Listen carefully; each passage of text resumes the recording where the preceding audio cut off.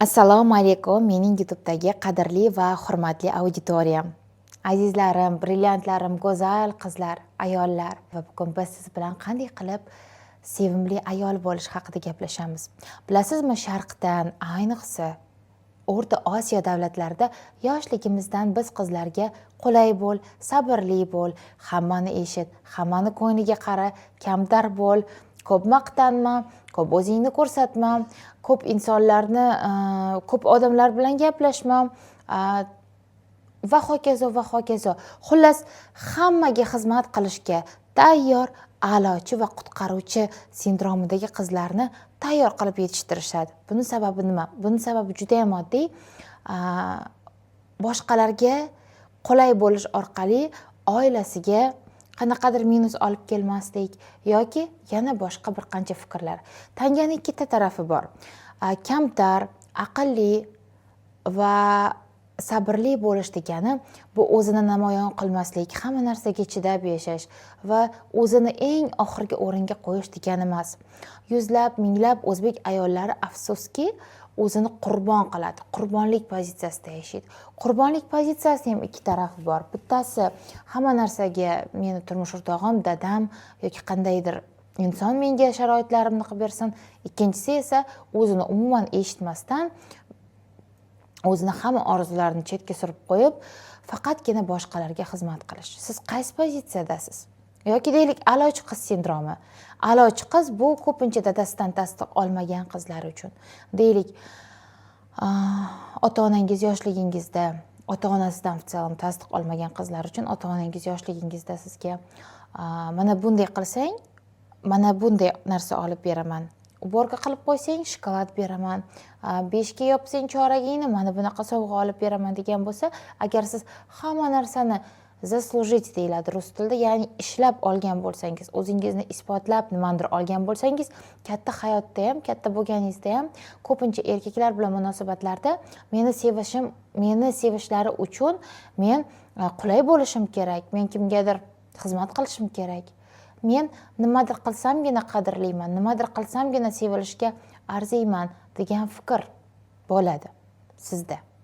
Va erkaklar bilan, yigitlar bilan munosabatlarda ham bu narsa translyatsiya bo'ladi va sizni hayotingizga qani isbotla, qani meni sevgimni ega chiq, zaslujи, ya'ni avval munosib bo'lgan yoki gul bering desa, davay birinchi munosib bo'l, keyin beraman. Yoki sovg'a bering desa, nima karomat qilibsanki, senga sovg'a beraman deydigan erkaklar va yigitlar uchraydi.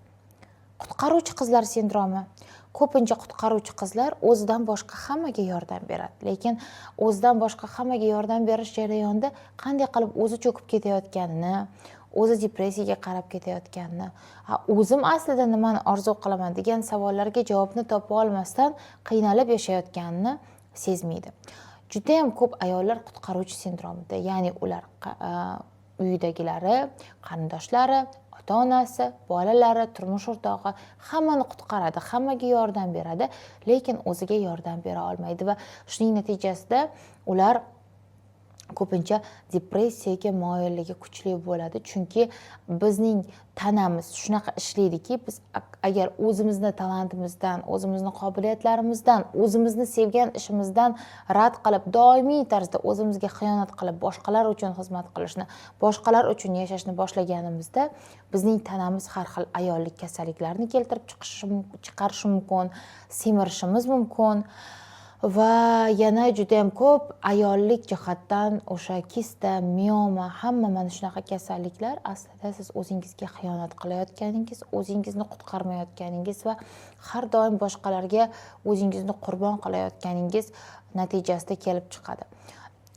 Lekin aslida ich-ichingizdan olib qaralganda siz charchagansiz, kuchli bo'lishdan charchagansiz, sevilmaslikdan charchagansiz, hamma ro'zg'orni tashvishlarini bo'yningizga olib yurishdan charchagansiz, hammaga qulay bo'lishdan, oyingiz uchun yaxshi qiz, turmush o'rtog'ingiz uchun yaxshi xotin, qaynona-qaynotangiz uchun yaxshi kelin, bolalaringiz uchun yaxshi ona, ishxonada yaxshi rahbar, yaxshi xodim va hokazo bo'lishdan charchagansiz va bu orada siz bexosdan shunaqa savol keladi. Men o'zi kimman, qayerdaman bu vaziyat menga nima uchun berilyapti, nimaga meni hayotimda qaytariladigan vaziyatlar uchrayapti, nimaga men shunchalik ko'p ish qilaman lekin qadrlanmayman degan og'riq hamma ayolni o'zini yaxshi o'sha qurbon qilib o'zini yaxshi ko'rmaydigan ayollarni hayotidan bir marta bo'lsa ham o'tgan. Agar turmushga chiqmagan bo'lsangiz, yigitlardan masalan qanaqadir qadr, hurmat olmayotganingiz yoki sizni ayoli sifatida uylanishi mumkin bo'lgan, kerak bo'lgan ayoli sifatida ko'ra olmaydigan, qayta qaytariladigan ssenariylar sizda ko'p bo'lishi mumkin. Endi savol tug'iladi, nimaga shunaqa? Bilasizmi, bizning hayotimiz kvant man sizga ham diniy, ham dunyoviy, ham ilm-fan jihatdan juda ham chuqur ko'p narsani biladigan qizlar kuzatadi. Shuning uchun har taraflama tushuntirib berishga sizlarga harakat qilaman. Fizikada shunaqa qonun borki, biz qaysidir o'lchamga chiqishimizdan oldin, deylik, har xil hayotiy, real hayotimizning kartinalari bor. Qaysidir reallikda biz o'sha qurbonlik pozitsiyasida yashaydigan, yaxshi kelin, yaxshi xotin, yaxshi ona, yaxshi qiz, yaxshi hamma uchun udobniy, qulay qizmiz. Qaysidir reallikda muvaffaqiyatli, o'zini sevadigan, energiyaga to'la, zo'r yigiti yoki eri qadrlaydigan, sovg'alar oladigan, qadr oladigan ayolmiz deyilgan. Biz o'ylaymiz, avval hayotimga shunaqa odam kirib kelsin, avval hayotimga shunaqa voqealar kirib kelsin, keyin men qadrli bo'laman, sevimli bo'laman yoki yana boshqa. Aslida dunyo unaqa ishlamaydi. Aslida birinchi, mana siz FM 102 da nastroykangiz to'g'irlanganda, siz FM 105 to'lqinida radio chastota tarqata olmaysiz o'zingizdan. Xuddi shunaqa siz sevimli, qadrli, o'sha gullar, sovg'alar beriladigan zo'r, qadri baland ayol bo'lishingiz uchun siz avval o'sha o'lchamga o'tishingiz kerak. Ya'ni siz avval men zo'rman, men qirolichaman, menda vobshe zo'r energiya bor, men hamma narsani oson hal qilaman, men har doim o'zimni tanlayman, o'zimni sevaman, o'zim uchun qadrlayman, turmush o'rtog'im, o'sha ota-onam, qaynona-qaynotam, farzandlarim, xodimlarim, rahbarlarim uchun qadrlayman degan o'lchamga o'tasiz. U o'lchamga o'tganingizdan keyin o'sha sizdan boshqacha nur taralishni boshlaydi. O'sha siz ijodkorlik, yaratuvchilik, chiroyli, prям muza deyiladi, ilhomlantiruvchi ayol tipajiga o'tganingizdan keyin sizni atrofingizga Alloh, dunyo, koinot, qanaqa atasangiz atang, sizni qadrlaydigan insonlarni olib keladi. Sizni har bitta kichik qadamingiz ham ular uchun juda ham bir katta ishdek, juda ham bir как pодарок, как sovg'adek qabul qilinib, siz o'zingiz qadrlanishga o'tasiz. Tushunarli? Shuning uchun birinchi qaranglar, menda bitta sehrli formula bor. Hozir qog'ozda ko'rsatib bera olmayman, shunchalik ko'rsataman. Deylik, mana 3 ta krug bor sizda. Deylik, 3 ta krug bor. Tasavvur qiling, 3 ta aylana bor. Birinchi aylanani o'rtasida men turish kerak. Aylanani ikkinchisida oilam turish kerak. Aylanani uchinchisida jamiyat turish kerak. Ya'ni juda ham ko'pchilik o'zini oilasida abdalasi chiqib yotibdi va o'zini ichki holat men prям qaranglar, eshitinglar. Birinchi men, to есть siz oilangizni, turmush o'rtog'ingizni, farzandlaringizni qutqarishdan va hammaga xo'jayinchilik qilishdan oldin birinchi meningiz bilan razobratsa, ya'ni kelishib oling. Meningizga nimalar yetishmayapti?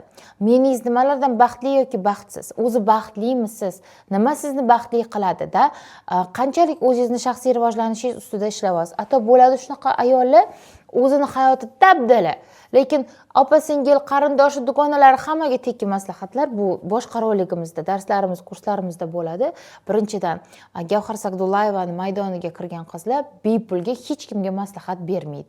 Ya'ni bepul maslahatlarni biz dar dugonalarimizga bermaymiz. Chunki nima? Bepul maslahatlarni bizga kim beradi? Onalarimiz beradi. Onalarimizning maslahati qanchalik biz uchun qadrli. Oddiy misol, oyimizni maslahatlarini eslaylik.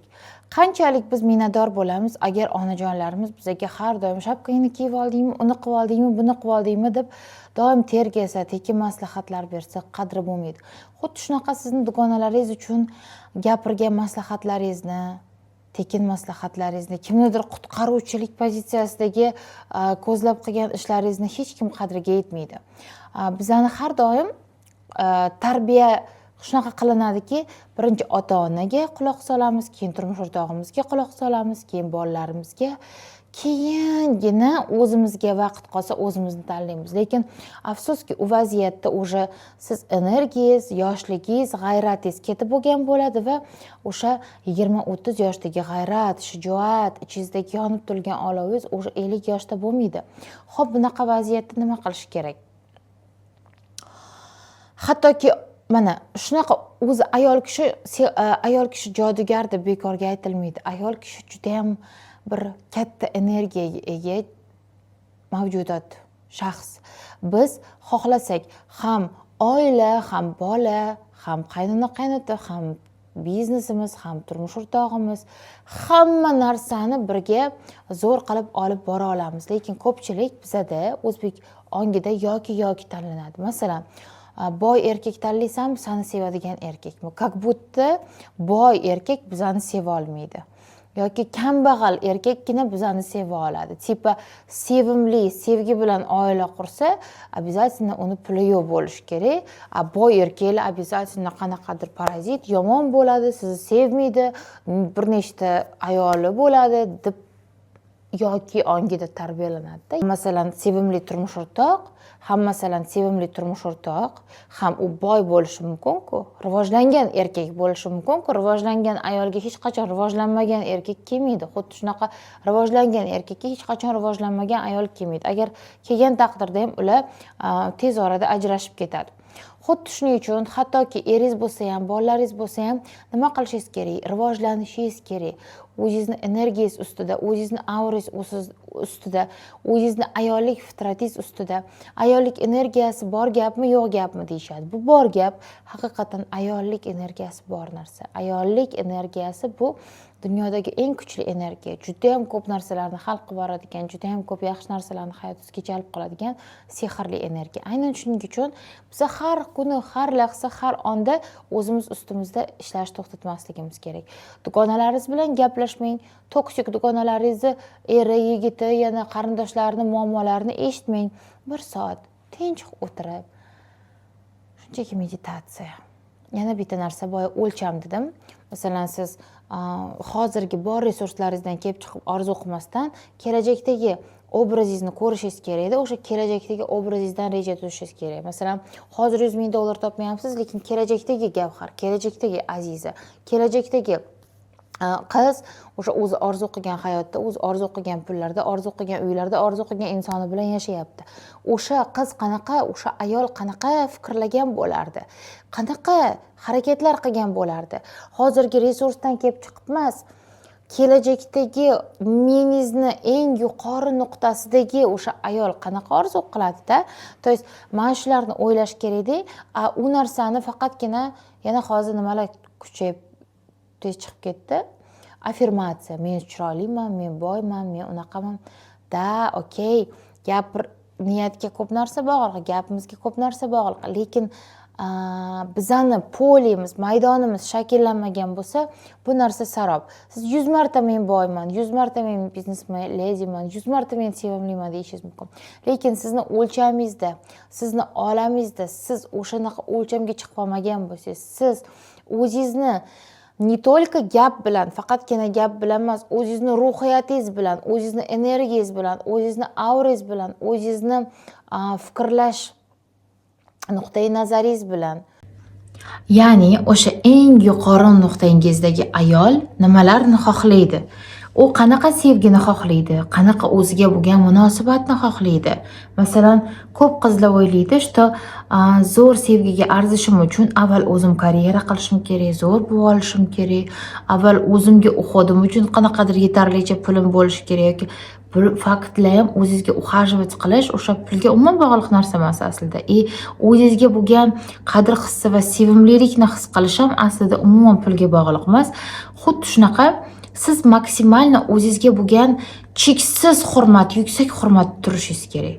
Prям birinchi o'zingizga bo'lgan yuksak hurmat, sevgidan ham oldin hurmatni shakllantirib, o'zingizga bo'lgan sevgini shakllantirib, o'zingizni qadrlashni, o'zingizni sevishni o'rganganingizda, sizni hayotingizda shunaqa chastota paydo bo'ladi, tipa bu ayolga mana bundan pastroq munosabat qilish mumkin emas.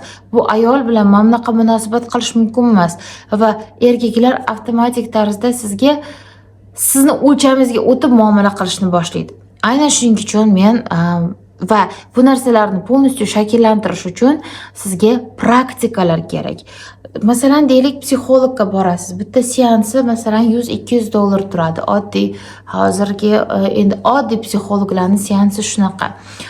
Deylik, bitta normalniy o'zingiz ustingizda ishlash 21 kun, любой ustanovkani shakllantirish, любой muammoni ustida ishlash uchun 21 kun ideal srok hisoblanadi. 21 kun borsangiz, ishlasangiz, kamida $1000, $2000 pulingiz psixologga ketadi. Plus psixologga ketadi va не факт, что siz foyda olasizmi yo'qmi? Nimaga? Chunki biz ong ostimiz bilan chuqur ishlamaganimizda va doimiy tizimli ravishda praktikalarni qilmaganimizda biz o'zimiz kutgan natijaga erishmaymiz.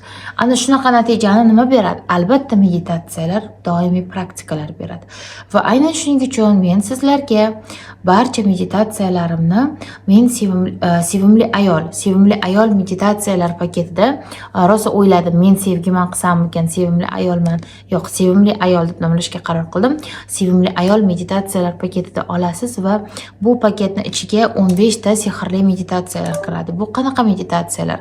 Birinchi o'rinda miyangizni tinchlantirishga va xotirjamlantirishga yordam beruvchi meditatsiya, sobiq sevgan insoningizdan uzilish meditatsiya praktikasi, hayotingizga badavlat, mard, saxiy va rus tilida shedriy deymiz, shedriy erkakni jalb qilish meditatsiyasi.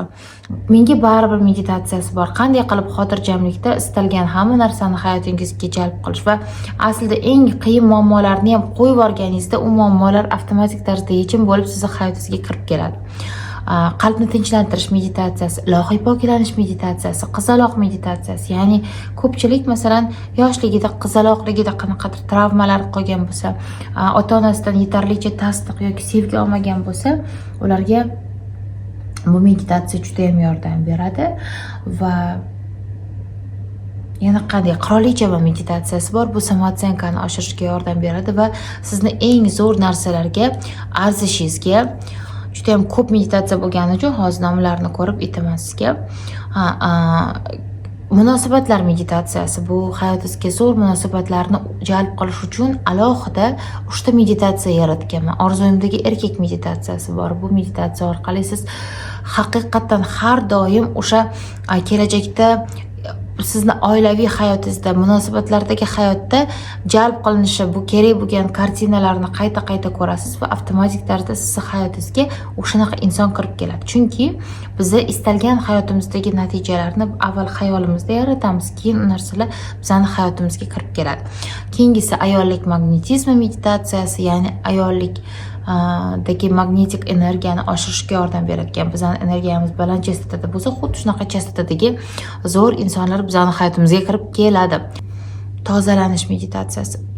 Qalbingizdan o'zingizni, bloklaringizni, aybdorlik hissi, kechira olmaslik, qanaqadir o'tmishdagi erkaklar sizni xafa qilgan bo'lishi mumkin, bilan tozalanasiz полностью. Ayollar madhiyasi bor.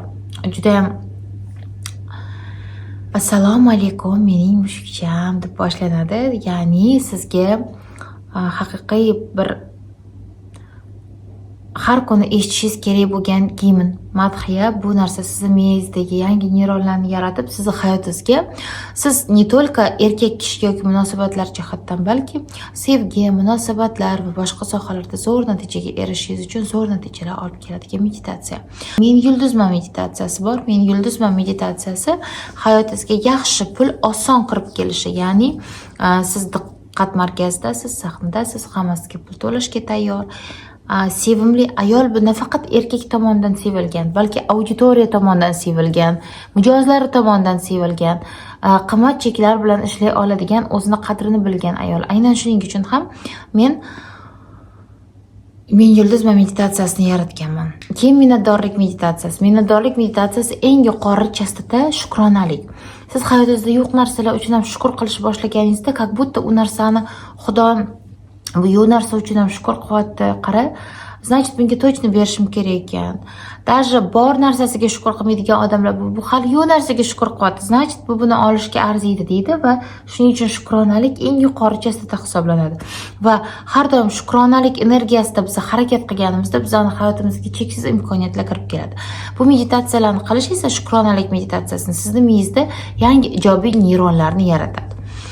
Meditatsiyalarni hammasiga boshlang'ich dostupni olib, bepul uchta meditatsiyamni, sovg'a meditatsiyamni yopiq kanalda eshitish uchun men mana shu kanal ostiga ссылочка qoldiraman. Mana shu havolani bosasiz, ustidan o'tib, keyin u yerda yopiq kanalda ko'rsatilgan summani to'lov qilib, to'liq meditatsiyalar paketiga bemalol dostуп olishingiz mumkin. Men sizlarni juda ham yaxshi ko'raman. Har bitta ayol sevimli bo'lishga, qadrlanishga, sevgan insoni tomonidan qadr topishga va umuman o'zi xohlagan orzusidagi hayotda yashashga arziydi. Shuning uchun azizlarim, mehribonlarim, men har biringizga sevimli ayol bo'lishni, sevgan insoningiz tomonidan qadr va hurmat olishni va sevib, sevilib, chiroyli bo'lib yashashni istayman. Sizlarni juda ham yaxshi ko'raman. Qandaydir savollaringiz bo'lsa, izohlarda qoldiring. Keyingi videolarda bu savollaringizni yig'ib javob qilib yozib chiqaman. Yana bitta ajoyib xabarim bor. Men Sening dugonang degan rubrika qilmoqchiman va bu rubrika ichida sizdan kelgan munosabatlarga oid, biznesga oid, shaxsiy rivojlanishga oid, ayollikka oid nima savolingiz bo'lsa, barchasini izohlarda qoldiring yoki Instagramda Gavhar Sagdullayevaga obuna bo'lasiz va direktdan yozasiz va men savollaringizga chiroyli javob formatida videolar yozaman. Sizlarni juda ham yaxshi ko'raman. Keyingi videolarda ko'rishguncha, haqiqiy sevimli ayol bo'lishni istasangiz, albatta sevimli ayol meditatsiyalar paketimni olib bir marta bo'lsa ham eshitib ko'ring, mazza qiling, ruhingiz dam olsin, qalbingiz dam olsin va o'zingiz kutmagan natijalar, muhim informatsiya, bizning miyamizda istalgan neyron shakllanishiga 21 kun ketadi va 21 kun bu meditatsiyalarni bajarish sizni hayotingizga mutlaqo boshqa erkaklarni, mutlaqo boshqacha munosabatlarni, mutlaqo boshqacha insonlarni, не только отношения borasida va umuman sevimli ayol bu hamma tomonidan sevimli ayol, kasb jihatdan, auditoriya, mijozlaringiz jihatdan kirib kelishiga yordam beradi. Shuning uchun har biringizga sevimli bo'lishni tilayman.